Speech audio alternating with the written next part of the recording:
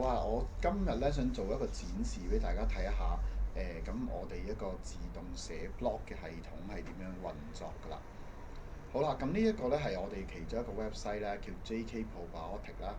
咁佢最主要嘅功用咧就係愛嚟賣，即係俾人睇下啊呢間公司做嘅益生菌係點樣做嘅咁樣啦。咁咧佢需要產生好多呢啲關於益生菌嘅文章喺個網站上面，咁本來咧會好花時間嘅，咁而家用嘅 AI 咧就可以慳翻好多時間啦。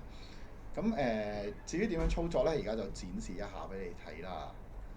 嗱，咁首先咧，我哋入到嚟呢度咧，我哋去平時寫 blog 嗰個位係啦。咁呢度咧撳翻個 add new post，咁然後咧你只係需要諗一個比較平實啲嘅一個 title 就得㗎啦。咁我哋本嚟咧就諗咗啦，我哋如何選擇益生菌產品才能更健康？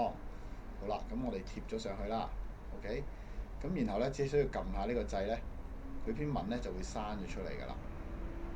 咁你見翻啦，佢仲會改翻個 title 啦，會改得更加有吸引力啦。香港人必看咁樣係啦。咁啊，挑選益生菌產品，讓你更健康的秘密係。咁咧，佢需要少少時間去刪呢一篇文嘅，大概幾分鐘到啦。咁咧，喺呢段時間咧，我哋睇一睇啦。咁佢生產即係個 AI 咧，我哋係用呢一度去 instruct 佢嘅，就相當於好似你多咗一個助手咁樣，係啦。咁咧，我哋呢度寫啊，就係話啊，我哋需要你呢篇文咧要點寫，就話寫一篇有 quality 嘅 SEO 文章，就喺呢度咁樣啦。咁咧就會寫中間要點樣行啦，即係要有 conclusion 啦，要有 call to action 啦咁樣。咁教佢點樣 format 啦，即係我哋要用 HTML doctype 去 format 嘅咁樣。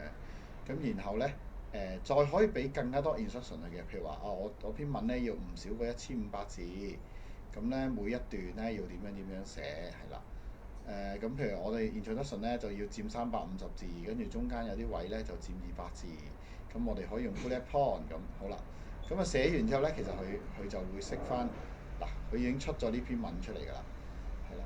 咁你係完全唔使自己寫嘅，你只需要入個 title 撳呢個掣係啦，然後咧講俾佢聽我想篇文大概係點。咁頭先嗰個咧其實係 set 好咗之後咧就唔使再 set 㗎啦，以後咧你就淨係咁樣生出嚟就得㗎啦。好啦，咁你睇下啦嗱，即係撳咗一個掣，佢就生咗篇文出嚟啦。睇落好似樣嘅，係啦，好似真人寫咁噶啦。咁然後咧，剩翻最後一樣嘢就加翻個 feature image 啦。咁我已經生埋咗俾你㗎啦，你將呢個擠翻落去，係啦。咁咧撳翻 save，咁樣篇文咧就出咗嚟㗎啦。咁我哋睇翻篇文生咗出嚟係咩效果啦？其實就係呢個樣啦。